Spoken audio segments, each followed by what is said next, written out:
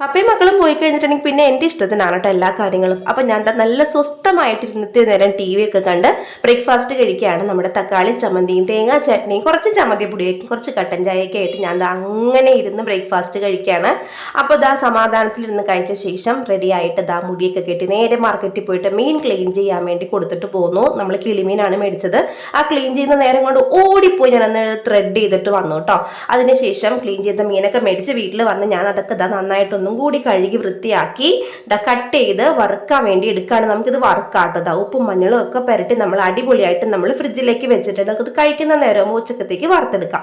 പിന്നെ ഞാൻ പാവയ്ക്ക പച്ചടിയാണ് ഉണ്ടാക്കിയത്. അപ്പം അതിനുവേണ്ടി തേങ്ങാക്കൂട്ടൊക്കെ ഇട്ടു, തൈരൊക്കെ ഇട്ടു, നല്ല അടിപൊളിയായിട്ട് പാവയ്ക്ക പച്ചടി ഞാൻ റെഡിയാക്കി എടുത്തു. ഞാൻ ആദ്യമായിട്ടാണ് റെഡിയാക്കുന്നതെങ്കിൽ സംഗതി അടിപൊളിയായിരുന്നു കേട്ടോ.